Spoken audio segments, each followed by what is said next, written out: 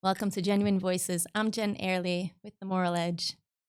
Real women, real Torah, real life here in Israel. Today I have with me 2 out of our 4. We're 4 women that learn together nightly, 8 at 8 as we call it, Shar Bitachon, which we started with, but we'll get into that soon. So we learned together starting from right after October 7th. We really picked up and started learning. This we found was our grounding, our comfort.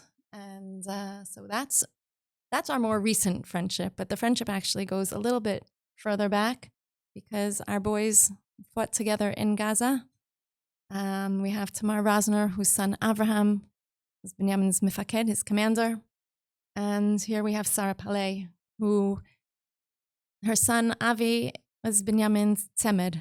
And how do we even say tzemed in English? His buddy, which interestingly, I don't think it translates in English because in Hebrew, you have your tzemed. And so you guys are my tzmadot, or my tzemeds. So Aliyah Ginsburg didn't join us, even though she's the 4th that learns with us. Aliyah, a giant in her own right, learns with us every night. And her son just had his tekes, his ceremony, his swearing-in ceremony last night, even though her son before had been severely wounded in Gaza, and she's still sending off her next son into the army now, but so she's a little busy and preoccupied with her family things. But thank you guys for joining me this morning or this afternoon as we are.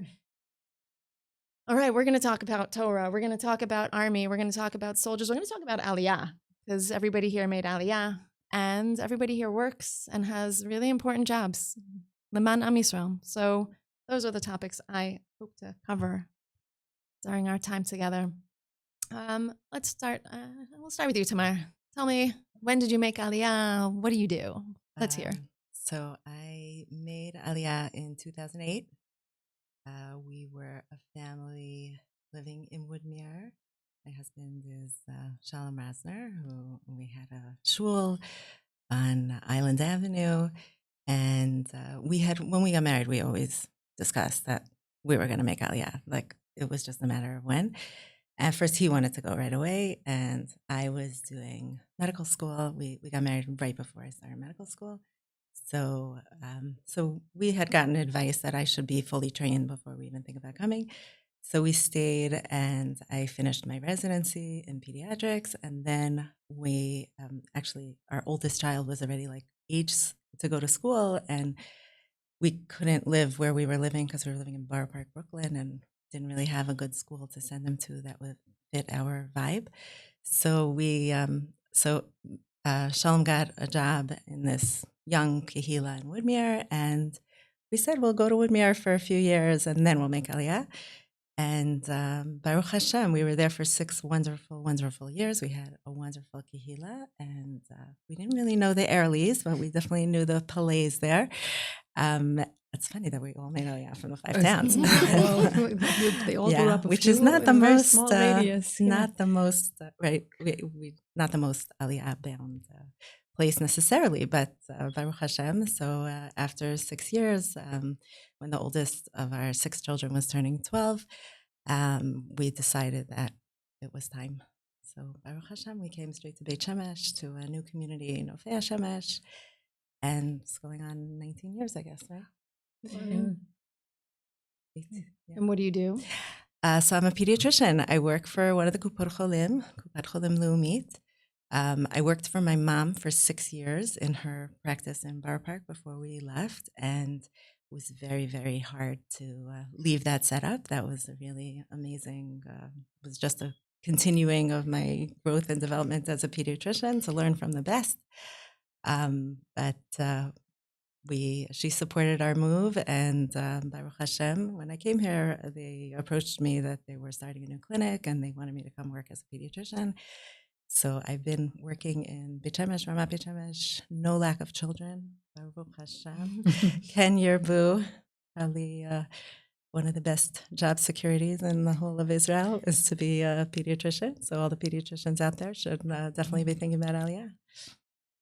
And I want to talk to you about how you balance that, but I want to start with Sara, and then. Right, so I was saying, like, I always thought that all 4 boys, including Eliza's son, Kobe, Binyamin, Alav Shalom, Avram, and Avi really all grew up within like a very small radius, and somehow Hashem moved the pieces that they would all be together, fighting. Crazy. Were they even friends back at home? It's And, a in really the good old question. town of I Woodmere. remember you from the gym all those years ago. I do. Before I made Aliyah, yes, I do. You were always running and always, but you were great. Like you with just energy and hitlavut. I have some vague memory of us crossing paths at one time before, because when we met again in basic training with the parents, like I felt like I knew you. I didn't know Rob and Jonathan, but I had context. Tamar I know since high school, and Aliyah since high school. We were Sara was my big sister in Shalom at high school. Shout out to all the wonderful graduates who are here and in America who've been incredibly supportive throughout this whole last few years and beyond. I am Sara Paley. I am married to Dr. Jonathan Paley, who is an orthodontist, who was wonderful amazing orthodontist in the 5 towns for many years. We made Aliyah in 2004. Kind of made the decision after I was pregnant with Avi 9 months, and I saw the World Trade Center collapse, the first one, and I just felt I was looking at like a skyline in a future that did not feel like a future for Am Yisrael, and just it was just all of a sudden this I had always talked about Aliyah when we got married. Jonathan changed his trajectory of his field. I picked the field of occupational therapy that we can both be productive here as well.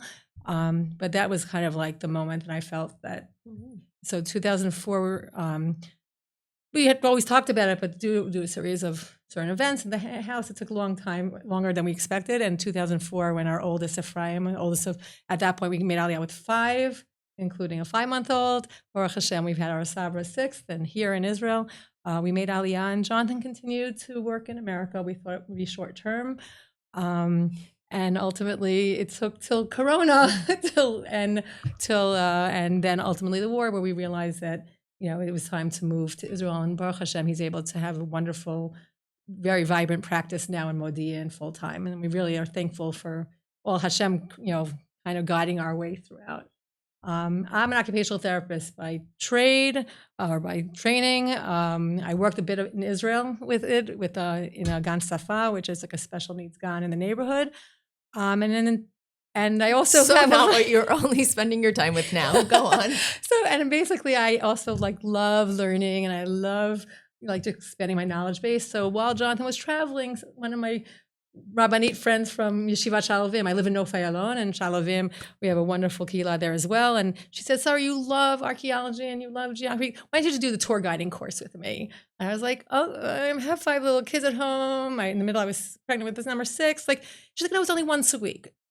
And then it turned out to be once a week of learning and once a week of tiyulim that started at 5 in the morning in Shalayim and ended 10 at night. But over the course of the next 3 years, I did a 2-year program. And I met a very, very close friend named Ruth Lieberman. She was in my program with me. We were both the moms of multiple kids, that age range. So we kind of really bonded. Our kids bonded. And she was very politically active. She had been active prior in the Knesset. And then she had been working with Republicans abroad. I'm not saying my party affiliation, which no longer is relevant. And she had worked in 2010 on certain Republican elections in the States from her hometown, her home state in Ohio. And there was a big, at that point, I don't know if people remember, there was a big turnover in Obama's first term from Congress going from Democrat to Republican. She was very embedded in the Republicans. And basically one of the campaigns that she helped, the guy who won, Bill Johnson, who has moved on from Congress since then, he's like, I want to go to Israel with you, but I want to walk in the path of the patriarchs. I want to touch the River Jordan. I mean, he was clearly a very, very connected religious person. And he's like, who can I go with? And she called me up and I'm like, literally our motto is 2 moms folding laundry. I'm folding laundry. She's like, okay, let's figure out how we can get him to Israel, but go to Derech HaAvot and to Hebron and to Bikat HaYarden and to Har Bayit, places that really no other sponsored travel, ethics approved sponsored travel to Congress trips were going to. And then I looked at her on the phone when I spoke to her, and I'm like, well, you're a tour guide and I'm a tour guide. This is a startup nation. We can create this. And that's what we did. And it took us a couple of years. So 2010, 2013, we had our first trip that was approved by Congress. We, privately sponsored. That included obviously going to Yudash, Shomron. But our goal is to bring potential leadership that have already been to Israel, have done the Israel 101, get them to places that are really emotionally relevant for you. That's my OT background. Having a physical and a spiritual and a sensory experience connects you to this land in a, as we all know, in a very different dimension, plus working on their district needs, the congressional work, and making it a very tailored trip that ultimately we follow up afterwards with them with connections. And because we're all dual Israeli-American citizens, we're able to work with the Israeli government here and have a lot of support within the government here. We work with the congressional offices there, but we are not affiliated with any political entity. We are advocates, educators, and it's been a wonderful shlichut. We're now about, I think, 23 delegations in. We've been able to identify future leadership and still have relationships with certain governors in Florida and who came in 2014. And actually from our first trip, a wonderful friend of ours, Congressman David McKinley, who just passed away. So I just want to say, it's a loss to her. He's no longer a congressman, but he was a great friend.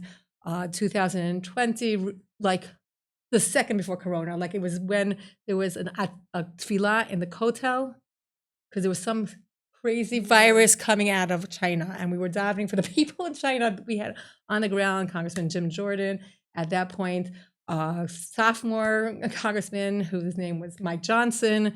And I have to tell you that when the war broke out, because we maintained these relationships, we called each one. And on the way down to the Bach, the first time that the boys got out after they were in the kibbutzim, because I never ever use their private information unless there's something dachuf. This was existential, and we understood it. And we spent a whole Motzi Shabbos as we're driving down to Bach, that hour and a half, calling every single person that we knew, including Jim Jordan, Mike Johnson, Democrats, anyone we could, to say this was the October 7th and what happened on Torah was existential, and that we need their help. And then is it okay if I do one more thing? It's okay. I'm talking a lot. No, this is.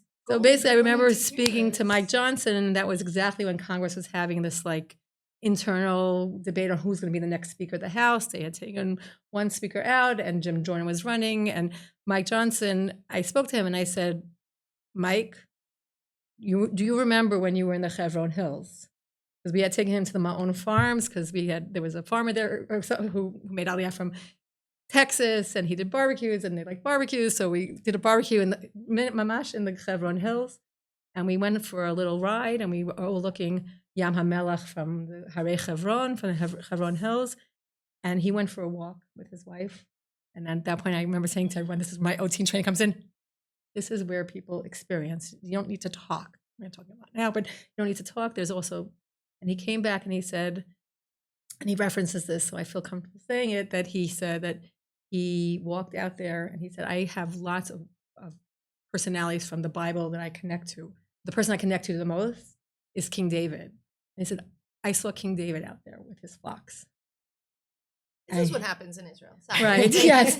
And so I just all of us, and we were just this is we have to absorb. It was such a powerful moment, because it also just reaffirmed everything I knew, but from a new perspective, someone who had never seen Israel and sometimes when you see it from their eyes, it just reaffirms how special, how connected, how our history is really playing out in front of us. We just have to see it. And so I remember calling him, or Jonathan and I both called him, because we invite them for Shabbat also meals, so they have a relationship with the families and what we're up to, and they keep up. And I said, and he said to me, there's a chance if Jim doesn't get the speakership that I might run. And I said, then this is your King David moment. You need to be a leader. You need to take the reins. If God is tapping you into this role, you need to remember Hamelch David and his leadership and his role, and just do your job to the best of your capabilities. And thank God. So that's just one example. We have again, behind the scenes. So that's what we're doing. We were so glad to have Zooms during Corona, tons of connections. And we just had our last delegation with 3 congressmen, which you joined us for at a Knesset meeting in February. They left February 22nd, right before the last outbreak of the Iran war. So they got a lot of the sense also. They really understood what we were experiencing. And when you could draw on that so experience- impressed with Israel. They felt so connected. They just, I don't know, they were so real when they sat with us at that Knesset meeting, and they loved the land, and they felt the sanctity of it. They felt the historical content. Like, yeah, it's really a zechut and like a shlichut that Ruth and I feel that we have with our partner Avi Abelo from 12 Tribes Films. I have to thank him for also being part of the sponsorship, and we appreciate all the support of people who just believe in this project, and that's what we do. And this goes to show how well we learn at night, because I didn't know half of this. Me that means we are good chavrutot. Yeah. That means that when we learn, we schmooze, but then we learn. Right, so- Just the background is, by the way, so every night, maybe 97%, since October 7th, we get on the phone. And gosh, so what books have we been through so far? Yeah. Wow, We so started with good. Shar B'Tochon, that's Gates of Trust. Yeah, I think we were all in a bit of a crisis when we started. I remember, Jen, when we had that when we came down to visit our boys, right, the first time that they let them see their parents after they left us on October 7th, and you turned to me, Jen, and you said, "Tamar, we're gonna learn." Well, the I need to background have a is, chavruta. Jen, I can't sleep. Right. I'm not able to fall asleep. I'm like, so then, yes, Right. Tamar, we need to We learn. need to learn. And it's okay, Jen. Whatever you say. And you said, Shar B'Tochon, said, I am on board. And then we included Sara, who was right there also with us, and Aliyah, whose son was in a different unit, but also a tzanchen like our boys. Paratrooper. And yeah, paratrooper. And that was it. That was like this grounding that we all just needed so much just to cope Right. with the unknown and the anxiety. And it's just, people ask me, like, when I made Aliyah, did I actually think that my boys would ever, I knew my boys would be in the army. I made Aliyah with that idealism of knowing that if we're going, we're going to contribute to the Medina, and we're going to raise them in a way that they're going to want to contribute. But I have an older son who was also a paratrooper, and it's a little malchis. It was a little anxiety provoking when he had to jump out of an airplane, for instance, and he was in some contested areas that maybe were had some conflict going on, but this notion that they were going to be going behind enemy lines and into hostile territory and come face to face with terrorists I don't think that I ever actually believed that it would happen. I mean, besides, I thought Mashiach was going to come before any of this was going to happen. So that was. I said that about Binyamin. I said, my Yehuda's not going to have to go into the army after Binyamin because we're going to have Mashiach. Okay, we're still here. Now my Akiva, I'm like, I know you want to go combat also, but Mashiach's going to come. Right. We're not going to need an army. So yeah, so here we are. And we were I was in this place of, I needed oxygen.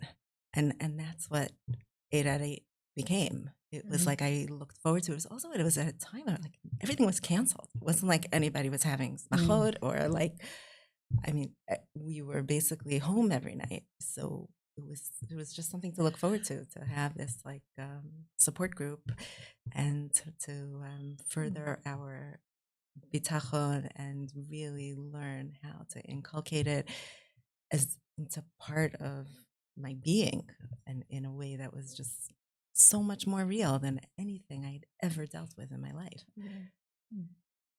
So we did.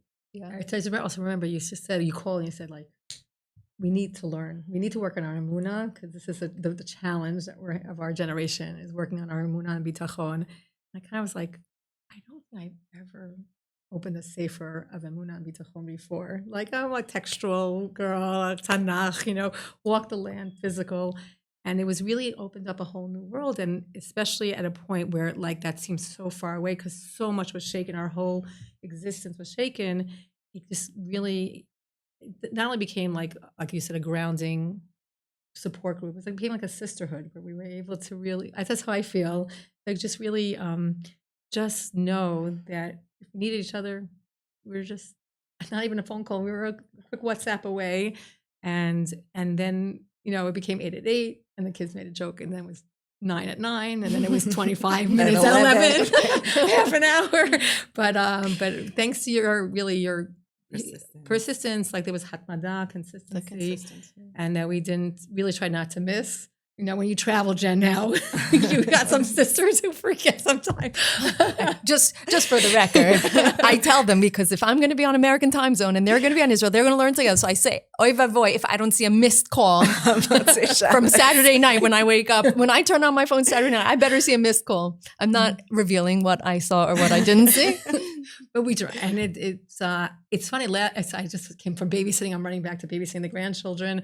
My son just got out of Miluim, and we sent him and his wife away. They went away for a couple of days before he goes back into the workforce. And last night, just my little Neely, she's 5 years old. She goes, "So, are you learning with your Torah friends?" Because it's right around 8:00, their bedtime. And she goes, yeah. I'm like, I didn't really get the context. And she's like, the girls that you talk to and learn Torah with. And I was like, wow. So we don't even realize like the effect that this has on our families. Like they know that if we're going to a wedding, we're gonna how many weddings have we all been to, even all together? We're under the chuppah, we will learn your wedding, at Yehuda's wedding, like my kids, we stop, we learn. And that's, our kids know, our families know, our husbands make fun, but our husbands know, right? But this is the consistency piece. To me, that's the biggest piece for me. So much so that, remember the first night of Shiva, when you guys came over with the book, Jen, it's 8:00, here's the Sefer. And never forget that, when you guys all came in together, the three of you, and I turned to Rabbi David Gottlieb, who was sitting in the room, and I said, wait a minute, are we allowed to learn? And he's like, I don't really think so. It's like, but I'll ask a Shaila for you. I'll get back to you. Came back the next morning to say that Rav Usher Weiss said, only a giant like Rav Usher Weiss, Usher Weiss said that if there is a mother who just buried her son, who still wants to learn Shar B'tachon, wants the chizuk from Shar B'tachon, she can learn. And that was it for the rest of Shiva. For the rest of Shiva, where you had the entire of Am Yisrael in front of you, and every night at 8:00, you went just outside, picked yourself up and went outside. Didn't care what everybody else was doing, saying, yeah. I want to actually talk about our boys. I know, sorry to get a little heavy here, but we'll come back to Torah, because Torah will bring us back up afterwards. Because really, that night, we were just looking back at the messages of that night. That night that Shabbos that we got the news. And one of the first questions I had asked the army was, wait a minute, but what happened to the other boys? Because I know Avram's mommy and I know Avi's mommy.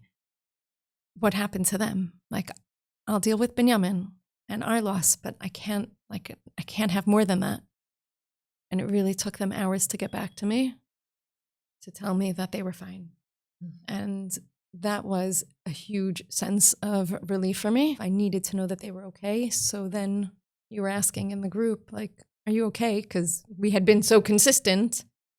And what was my answer? And I don't remember. You didn't answer until after midnight. And then I think I just wrote to you specifically, like privately, because we had been in touch with other things with the boys. And again, the four boys were one squad. Avram was with Binyamin and Avi with Rhinus. and so I wrote to you, like, I think I can look it up, but like, are you okay? Is everything okay? And I think I wrote to Tamar also, because you were also worried. I mean, we knew we had found out from the news that there was an Irua in their unit, the bigger unit, 101. And I found out that somebody from a different pluga had been severely injured, who was a very close friend of Avram's, and he's married to a very close friend of my daughter's.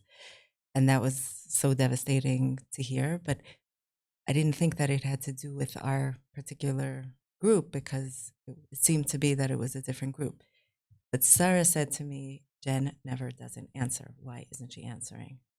And it wasn't public yet. So we found out from other means. I found out from other means from Rabbi Josh. It was very late already at night. No, I wrote to you. And So you I wrote- think you wrote you to- found before me, I think, and I wrote to you and you wrote back. You wrote back to me. I said to you, "Is everything okay?" And you're like, "No, everything's not okay." Right. This was And I already like called at you 1 for a o'clock in the morning. second, and you told me. And I just remember like just starting to like screaming. I'm like, "No, it can't be, it can't be." And you right away said, and I couldn't even like at first I was like, "How do you have the presence of mind, like to be thinking about our children too?" And I just like everything just goes blank. Like you can't really like you can't absorb it. And then Tamar called, and then I feel like it's like it was all of us were just so. But I let you know that your You let me boys know, were okay. right? That I was haven't the been one that thing I said I that don't know we- how you had the presence of mind to even ask, and then you found out. And you let us know the boys were okay, and then we couldn't understand what happened because Right. they were always together. Right. And then And then, then it's a typical Binyamin story. He leaves everybody and he goes and does what needs to get done. as the boys started coming out, the story unfolded a little bit more clearly because they were from different platoons, and how it happened, and the building and the other boys being injured, and where our boys were surrounding, and all the mifaktim, all the commanders having a meeting, and again just kind of reacting and come with us, acharai, as the commanders say, and Binyamin was not acharai; he was always in front. And what happened in the buildings, and it was really tough, really, again, and we're just on the sidelines. Right, the hardest night. I'm going to ask, I didn't prep you for this question, but I go to other boys' simchas. I say, all these boys are my boys. Like, they are my boys. I have a very close kesher with Avi. He calls me from Australia now that he's doing his service shlichut out there. These boys, I go to their, I was at Avram when he made his bris. I go to their weddings. I go to their chuppahs. I go to their Seudat Hodayot, their festive Thanksgiving, appreciating everything that's, meals that are celebrating that they're saved. I always wonder, like, from other mothers, is that like uncomfortable? Like, does that put other mothers like, this is going to be weird now because Jen's here? No, first of all, I think we all really feel like family. Like, like there's not even a question. Like, would you not invite your close family to all events? And I think family, sometimes it's even easier to, be family went during the easy times or the smachot, but the hard times is where you really see, and like you belong. You and Rob and the kids when they want to come as well. They belong. I think the boys feel extremely integrated into your family and you into theirs. I think they value it. I think they miss Binyamin desperately. They don't talk about it a lot. We both heard something that Avi shared with his Australian high school that we had never heard before. But he said straight out he thinks of Binyamin and he reflects about Binyamin every day. And so he's an integral part of their existence, their being, their neshamas, and so are you by extension. So I think it's extremely natural, and I think it's not only natural, people are very appreciative that you feel so connected and so supportive, and they have also a safe space to go to talk to. Sometimes they can't speak to their immediate family, their moms or dads, but they know they have you and Rob as a safer space to I do know about girlfriends before Yes, some of you their. do. They do tell me things that one of the guys just told me he's dating somebody. I don't think anybody knows yet. No, but sometimes I wonder, like, I'm coming into a room and like, are they gonna be like, okay, now we can't say this, now we can't do that. Like, I try and feel like I try and be as like. I find it just the opposite. I think that it's been so healing for them to have such a close connection with you. You're such a source of inspiration for them. The way that you've chosen to live your life and not close yourself up at home and not go to any smachot and not be able to be that they feel like the fact that they're going on to live their lives and you can be a part of it takes away from their sorrow of Binyamin not being there with them, and of course with his own life that he's not, he's not getting to go to those stages of life where they are. And I think that it's it's been so just for the group as a group that they've stayed such a migubash. I don't know what the because and really around you and Rob and the family. And I mean, I know like the Shabbos that they spent in Beit Binyamin, like Avram told me it was one of the best Shabbatot of his life, like so healing, not just because it's a retreat center, but because you all talk openly about Binyamin and they can share and they, and they all went through this terrible trauma of, forget that they themselves were in a war zone and, after. And they continued. After Binyamin was killed so tragically, they didn't get to come out for his funeral and not for the Shiva and not for another month. At least. 60 days. They didn't come out for 60 days. But from the time that Binyamin was killed till they got out, I don't remember how many about weeks 5 it was. weeks. It was at least a month. So they never really got to process anything when it happened.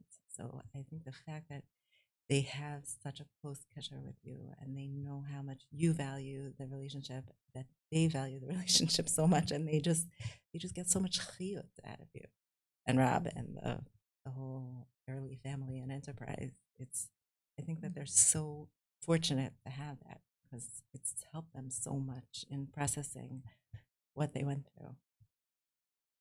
Well, talk about processing and what everyone went through. I mean, you women are still continuing. Tamar, how many boys do you have in the army and fighting literally combat at any given moment? Yeah, so my boys are not in Miluim now. I have at times had 4 boys in Miluim, but now I have 4 boys, meaning 2 sons and 2 sons-in-law.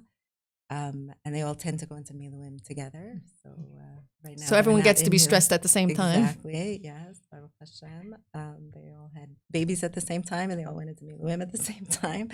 But now I have one Chayal that's a Sadir Chayal, and he had to outdo his brothers who were paratroopers and decided to go for commando. So he's going through very intense training, and we don't hear from him much. But he's basically been on base for most of this. When was the last time he was home? He got out the last day of Pesach. But we actually weren't home for that Chag, so he hasn't been home in like 6 weeks, I think. Yeah, and he gets his phone for 20 minutes on Friday afternoon. And not a lot of communication. So home life, I mean, you're juggling a lot, right? You're juggling a full-time job. You're juggling, I mean, I don't know if having your husband as a full-time Rav, more than full-time Rav, also affects home life, and sons in army, daughters-in-laws that are in their house moving in as they have babies when their husbands are away. How do you do all that? Baruch Hashem that we have, first of all, my husband is an amazing help in the house. You wouldn't believe that he does laundry like nobody's business. We talk about it a lot, like how when we made Aliyah, did we think that this was how it was going to be? And in so many ways, like we couldn't have fathomed, but in so many ways, like we're so grateful to have so much meaning in the part of our lives that's so hectic.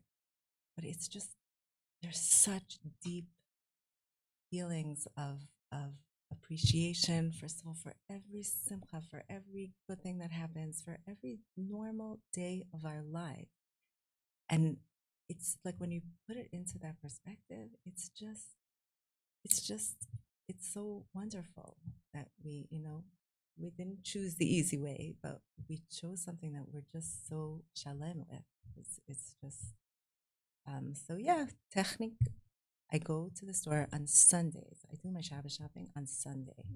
And then I go and fill in some fresh fruits and vegetables. Hold on. I don't know how you do that, considering on Wednesday, you're like, I have no idea who's coming home. And on Friday, everyone shows up at your house. Like, what does that help you? Does that happen to all of you? Yes, that's exactly how it is.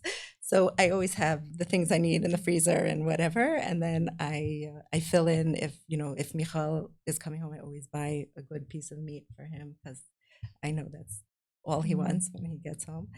That's the commando soldier.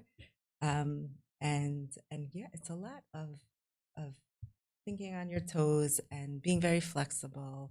I think if anything that this war taught us was that we don't know what tomorrow's going to be, and we're going to live today to the fullest. And and I think about one of the best parts of moving here with a bunch of little kids was not having to make play dates on Shabbos. Right? I don't know if you for us, like we had to make plans for our children for their Shabbos activities. And like we moved into a neighborhood, everybody on the block was a friend you could play with, and you finish the meal on Shabbos, you go outside and you go play. And I feel like it's like part of our life here that it's just very, I don't know what the word for it is, organic and natural. And I think that the fact that we don't have as much help in the house maybe as a lot of people who live in other places do, that our kids also pick up the slack, and they all, they know how to fold laundry, and they know how to cook from a young age, and they shop. take responsibility, and they should, yeah. So I think that it's like becomes a family project to run the household and to make the food for Shabbos, and it's not like it's all on me. I feel like I am the coordinator and the quarterback of like making the list of what we're making, and so yeah, I do try to be somewhat organized. It's not as natural to me as maybe to some other people, but Baruch Hashem, it's great. It works. How do you juggle travels and your husband? I mean, so it definitely was, I said, not a conventional way to make Aliyah at the time.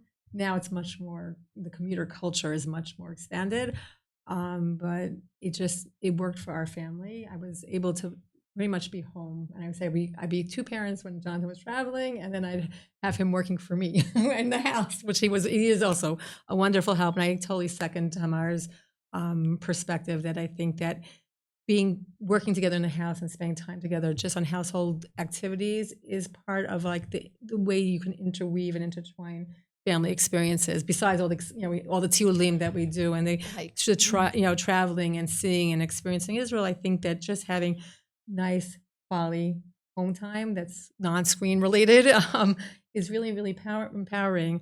I just wanted to also just mention one more thing, because my daughter Elisheva, so yes, who I also had Avi, who did another 2 rounds. The boys did another 2 rounds of Miluim since they were in Gaza, and they got out about 7 months after the war started. And they were also in Lebanon, and they said the Triple Crown or the trifecta, and they got to Syria. So they got a lot of stamps on their passport, or not. But and I have a son-in-law who just got out of Miluim on Sunday after their first baby was born on the day of their Pidyon Haben. Very, very big simcha for us. And then he started Miluim. So we had our, like Tamar said, the daughters come to the house, the babies come.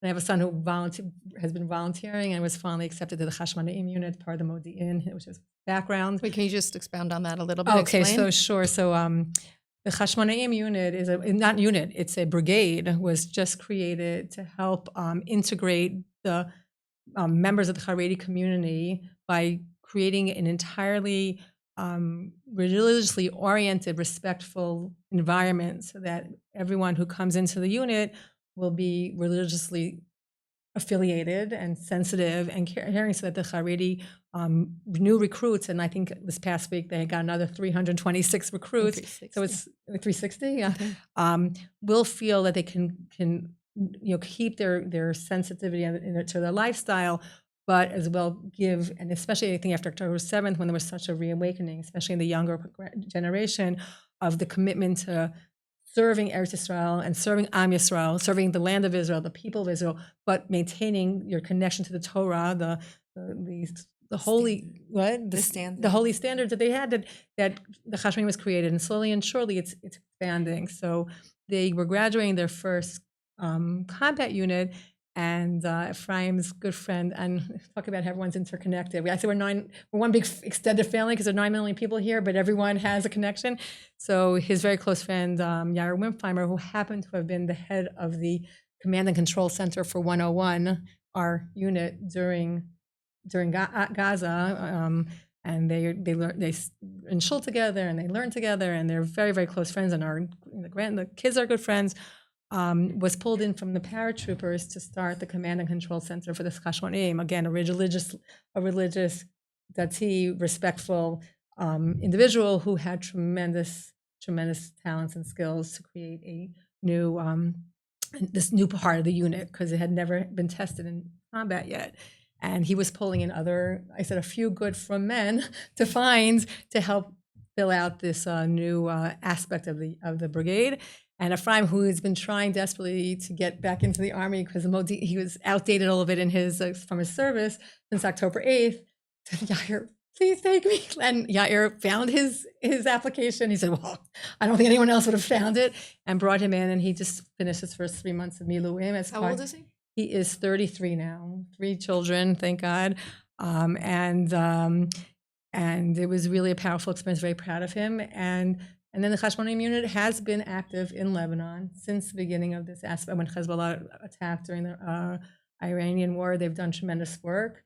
Really a tremendous Kiddush Hashem on multiple levels, multiple fronts, and really kol hakavod to the entire unit and to the army for creating it and knowing that this is an option. And I think it's only going to grow and expand as, with the commitments of the army, the community, their soldiers, their commanders. I really think it has tremendous potential to be a game changer for certain internal issues in Israel. So considering how much you're juggling constantly, not just in your house and not just your jobs, but also having multiple children at any given time, serving, protecting, risking their lives from Israel. So I feel like this is where our learning comes back into play, right? The Amuna Bitachon muscle that we've strengthened daily, because, you need to work out daily, as you both know. As you both know. But that muscle we strengthen. And now we're in our, how many books have we keep making, we've made siyums. We have to celebrate more. But right. We started with Shara B'tachon. Right. Remember that siyum that we made in Aroma? Yes. Right. Packaging sandwiches for soldiers. Right. That's right. I think that was the only formal time we ever went out together as a group. Because none of us are like going out for coffee people. We didn't drink coffee. We didn't even drink a coffee. We didn't give coffee. We were just packaging sandwiches. We did chesed with our siyum. Right. Yes. And then we did Mitzvat HaBitachon. Right? With Rav Haminer. Sefer HaBitachon. And then we were all kind of longing to get back to Shara HaBitachon. Something about that just engrossed us. So, and we found this sefer that was hot off the press called Tishim Yom L'Menuchat HaNefesh, which a woman made like a workshop out of Shara B'tachon, and it was like 90 days to 90 days to serenity of the soul. I don't know. Yeah, sounds good. So I enjoyed that also, like bringing it more to contemporary language and really like how to apply it to like everyday life, right? And she wasn't in the middle of a war, like right. We felt like, these things are the examples she was giving. Yeah, she would probably have a second edition now with some new perspectives. Right. And then I remember you said that like you needed to learn. You wanted to learn Mesilat Yesharim from Hadar Golden's perspective. Right. It was Aliyah also. Aliyah really wanted to use that.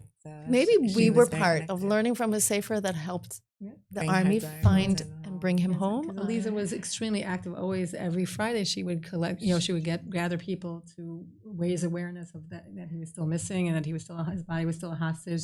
Since 2014, it was very much close to our heart, and so we ended up ordering that sefer and learning the Mesilat Yesharim with his notes and his rabbi's comments after his death. It was very powerful. Again, at that point, we had many hostages that we were still thinking of, and somehow we connected to Hadar's story, but it was just reflective of the entire. Right. For me, it was also the Maoz Morel story, because he was also very kashur to Mesilat Yesharim, and they put out something to learn it in his memory. So I think that at the time it was a little bit of a deviation for us to do a midot workshops. Yes. But definitely all in the same idea. And also the consistency, right? Like to us, that was still like, even if we changed the mindset a little, which it really wasn't so much. And every time he would reference something, Ramchal would reference something, we're like, okay, Shara B'tachon. And then? And now we're in Mitzvot Shalom. Yeah, Slanim Rebbe. Slanim Rebbe on Amuna B'tachon. Perfecting our skills in reading abbreviations. Right? I can't keep up with these two. They're so quick. Yeah, No, but And the little that's chassidut that we're moving into, and a lot of pulling it together from different a places. lot of deep insights that really also can like just apply to our lives. Like it's just been very throughout, and I think that's also been really helpful. Like I as a woman, like I never actually like focused being busy with the kids and the householdness of like the importance of having like a day-to-day learning, like the chavruta learning and the day-to-day learning. I would learn here and there, courses, whatever, mostly in history and the Tanakh. And now just having the consistency is just part of who I am. It's like chaser, missing when we don't have it. And it's just such an important lesson, even at age older than Enough to have many grandchildren. Baruch Hashem. Baruch Hashem, Kein Yirbu, that you can really expand your connections. I think it's just really that there's something we've connected in so many ways, but also being connected through a sefer it was just a huge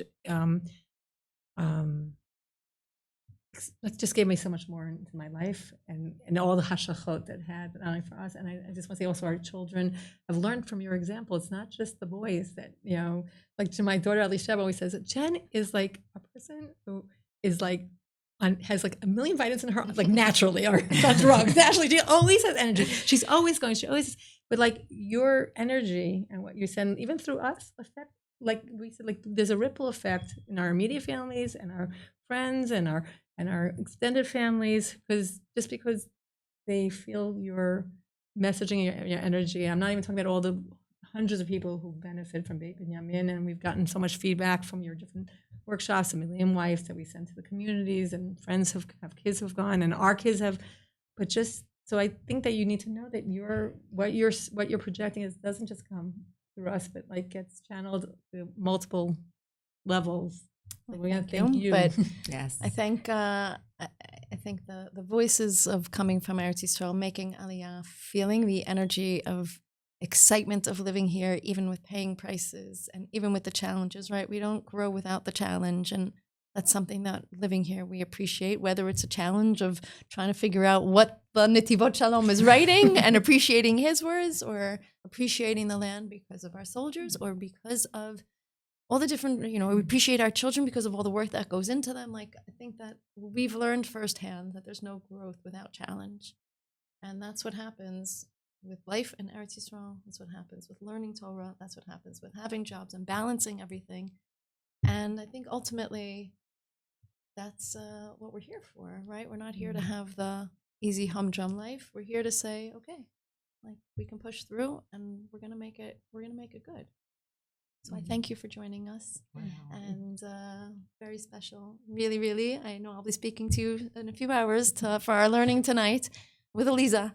And please God, all the listeners out here will have learned it's okay to pick up some sort of book and start learning with a friend and have that accountability, even if it's later in life, even if it's hard. You can find any book in English, in whatever language, and understand that friendship really is bonding on every level. Yeah. Yes. And the growing never stops. Growing never stops. And thank you. Thanks, Thank you, ladies. Jen. Thanks for having us. Thanks for joining us.